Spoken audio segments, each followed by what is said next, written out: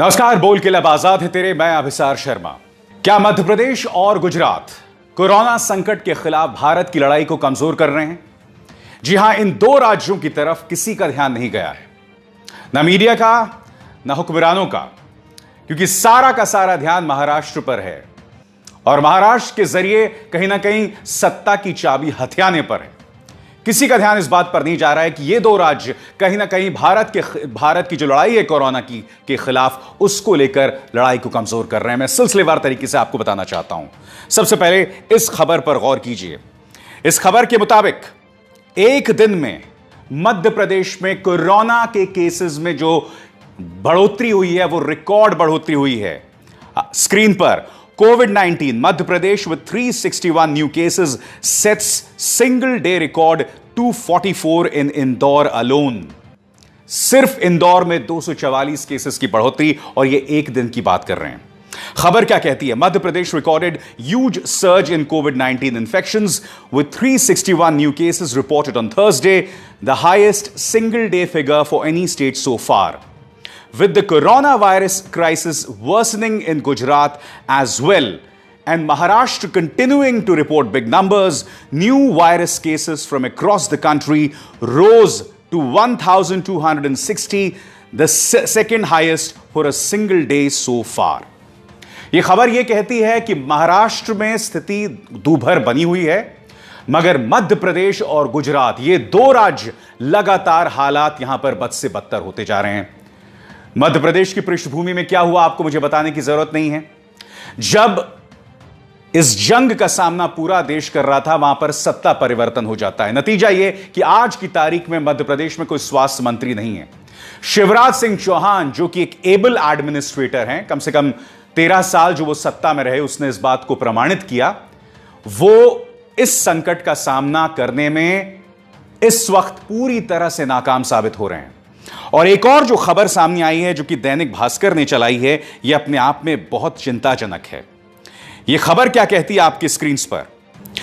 10 kilo के packet से निकल रहा है 2 से 3 किलो कम आटा।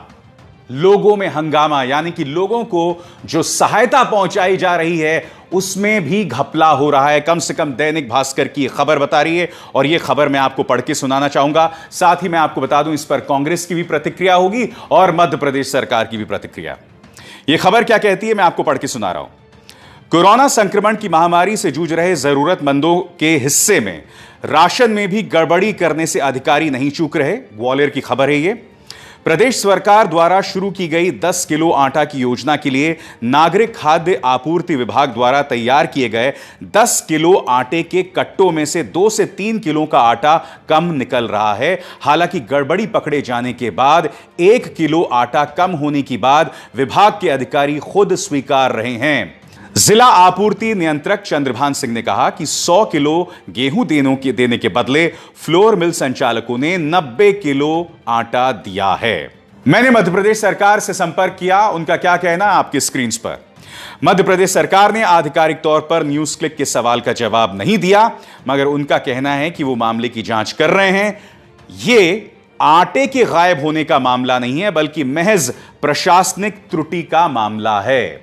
यानी कि किसी ने कुछ बेवकूफी की, उसी का परिणाम यह सामने दिखाई दे रहा है। जाहिर सी बात है, कांग्रेस ने इस मुद्दे को दबोच लिया है। कांग्रेस इस मुद्दे पर क्या कह रहा है, आइए सुनते हैं कांग्रेस के प्रवक्ता पंकज शर्मा की बात। मध्य प्रदेश का इस वक्त सबसे बड़ा दुर्भाग्य यह है कि सेंधमारी के जरिए जो सरकार सत्ता में आई है, वो सिर्फ एक व्यक्ति शिवराज सिंह चौहान के भरोसे चल रही है। बाकी सब अधिकारी उस सत्ता को चला रहे हैं और जनप्रतिनिधियों की कोई भी भूमिका, कोई भी इन्वॉल्वमेंट सरकार चलाने में नहीं है।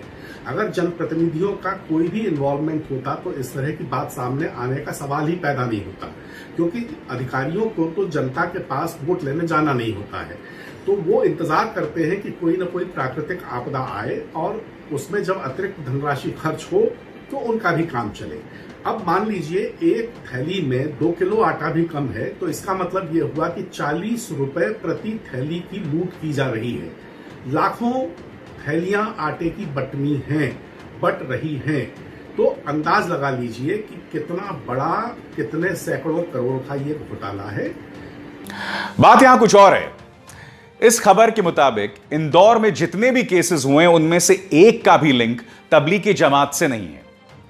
यानी कि मध्य प्रदेश में जितने भी बड़े केसेस सामने उभर कर आ रहे हैं और इंदौर जो कि एक बहुत बड़ा हॉटस्पॉट बना हुआ है, उसमें एक भी तबलीगी जमात का केस नहीं है। यानी कि मध्य प्रदेश प्रशासन के पास तबलीगी जमात को पर दोष मढ़ने के लिए भी अब वजह नहीं है, क्योंकि जैसे मैंने आपको बताया इस खबर के मुताबिक यहां पर एक भी लिंक तबलीगी जमात का नहीं है। तो ऐसा क्यों हुआ? क्या यह सवाल नहीं पूछा जाना चाहिए? क्योंकि यह एकमात्र राज्य है जहां की प्रमुख स्वास्थ्य सचिव ने अपने बेटे के ट्रैवल हिस्ट्री को छुपाया। इनके बेटे अमेरिका से आए, कोरोना वायरस से संक्रमित थे। नतीजा क्या हुआ? मां जो हैं वो प्रभावित हो गई और मां के जरिए 48 अन्य अधिकारी भी प्रभावित हो गए। यह हो रहा है मध्य प्रदेश के अंदर, और एक ऐसे वक्त जब वहां एक राज्य सरकार बनी हुई थी, तब आपने कोरोना संकट के बीचों बीच वहां पर तख्ता पलट कर दिया, और ऐसे में पूरा जो एक तंत्र चला आ रहा था वो बिखर गया। आप खुद से सवाल पूछिए, क्या एक राज्य इस बात को अफोर्ड कर सकता है कि उसका कोई स्वास्थ्य मंत्री ही नहीं है? क्या यह अपने आप में एक बहुत बड़ी खामी नहीं है? अब हम बात करते हैं गुजरात की। गुजरात एक मॉडल राज्य, 1800 रसूख वाले गुजराती, इन्हें 25 बसों में ऋषिकेश से गुजरात ले जाया गया था। वो खबर याद है आपको?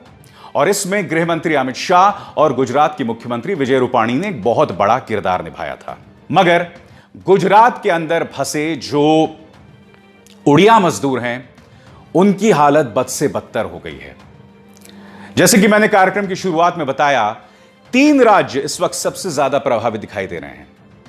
महाराष्ट्र जो कि फाइनेंशियल कैपिटल है, दूसरा मध्य प्रदेश और तीसरा गुजरात। गुजरात में तो कायदे से प्रॉब्लम होनी नहीं चाहिए थी, मगर गुजरात में ऐसा क्यों हुआ? सबसे पहले आपको यह समझना होगा कि फरवरी में आप जानते हैं कि ट्रंप का किस भव्य अंदाज में स्वागत किया गया। मैं नहीं जानता हूं कि प्रधानमंत्री ने डोनाल्ड ट्रंप को आखिर क्यों यह भरोसा दिलाया कि आपका स्वागत करने के लिए 50 लाख लोग मौजूद होंगे या 70 लाख लोग मौजूद होंगे। और आपने देखा मोटेरा स्टेडियम में कितनी बड़ी तादाद में वहां लोग मौजूद भी थे। अब क्या हो रहा है कि वहां पर जो बुनियादी स्वास्थ्य व्यवस्था है वो पूरी तरह से चरमरा गई है। सबसे पहले मैं आपको बताता हूं कि वहां पर जो हालात क्या हैं इस वक्त फिगर्स को लेकर, वो आपके स्क्रीन पर। हिंदू के पत्रकार महेश लांगा ने खबर ट्वीट की है। वो कहते हैं अभी अभी खबर मिली है कि गुजरात के अंदर कोरोना के केसेस में जबरदस्त उछाल आया है। 176 नए मामले आए हैं और 7 मौतें, जिसका अर्थ यह हुआ कि कुल अब तक 1272 मामले और 48 मौतें। आज 176 केसेस में से 143 सिर्फ अहमदाबाद से हैं।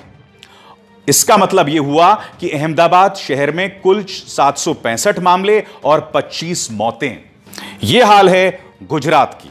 अब मैं आपका ध्यान खींचना चाहूंगा उस खबर की ओर जो मैंने कुछ देर पहले आपको बताई कि वहां पर करीब 2.5 लाख उड़िया मजदूर फंसे हुए हैं और वो बद से बदतर हालात में जीने को मजबूर हैं।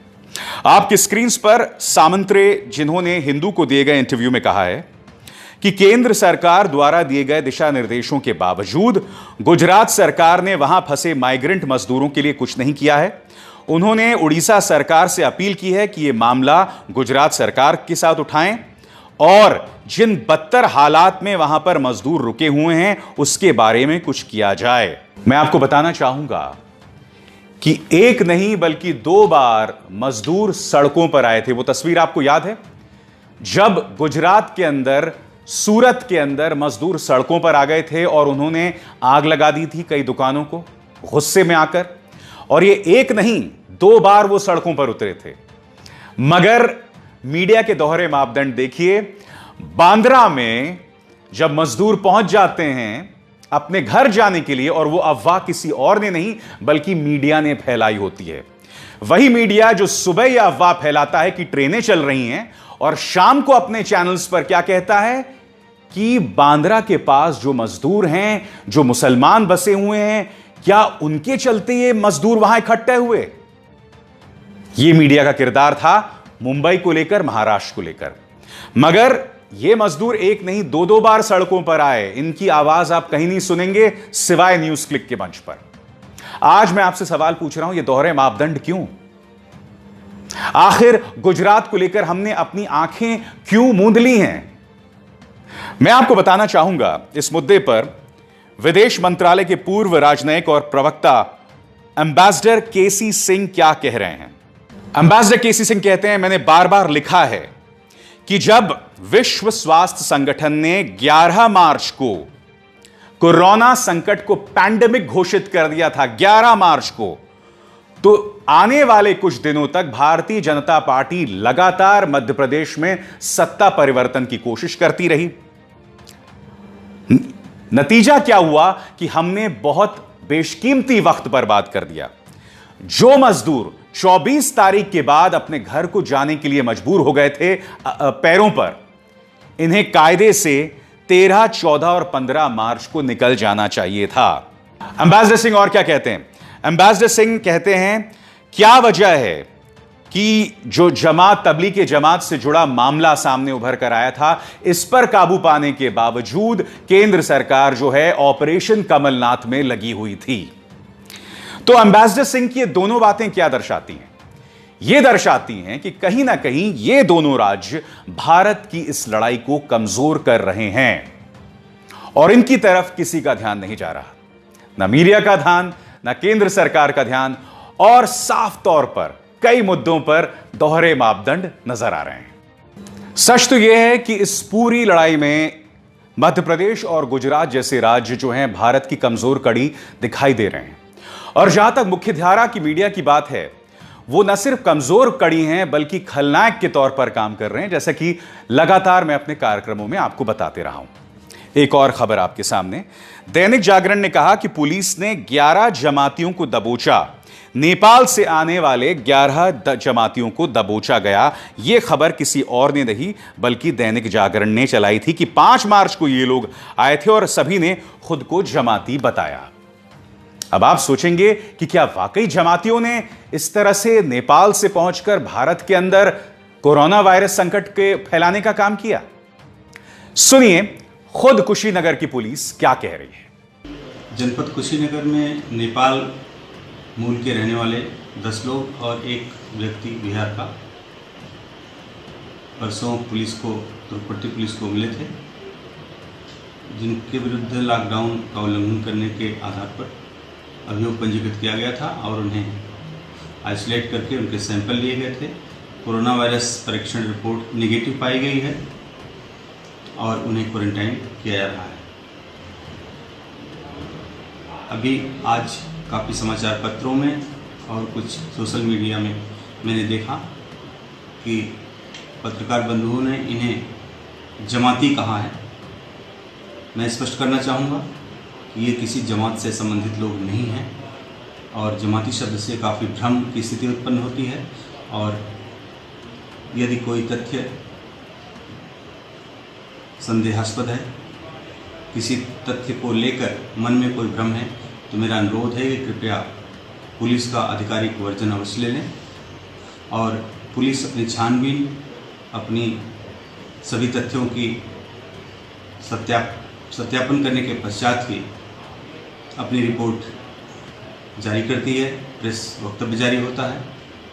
इसलिए कृपया उसका अवश्य अवलोकन कर लें और इस तरह के शब्द का प्रयोग न करें जिससे आम जनता में दहशत पैदा हो। तो देखा आपने, कोई और नहीं बल्कि खुद पुलिस जो है पर्दाफाश कर रही है मीडिया के झूठ का, मीडिया की गलत बयानी का।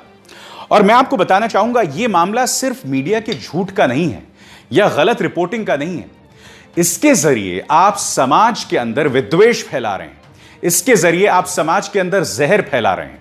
एक ऐसे वक्त जब देश कोरोना संकट के खिलाफ लड़ाई लड़ रहा है, आप जानबूझकर ऐसी झूठी खबरों को प्रचार प्रसार कर रहे हैं।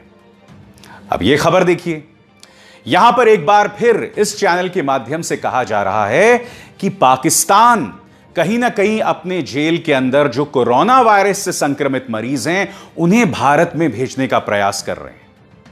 देखिए, अगर तो यह खबर सही है तो वाकई बहुत बड़ी खबर है।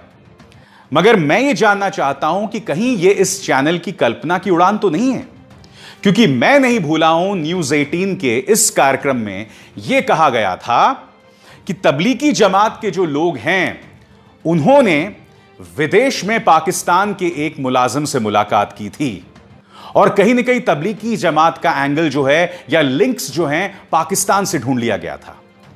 उस खबर को एक हफ्ते से ज्यादा का वक्त हो गया था। मैंने, आपको याद होगा, अपने कार्यक्रम में कहा था कि यह बहुत बड़ी खबर है अगर ऐसा दावा किया जा रहा है कि अगर तबलीगी जमात पाकिस्तान के साथ मिलकर हमारे देश में कोरोना का संकट फैला रहे हैं।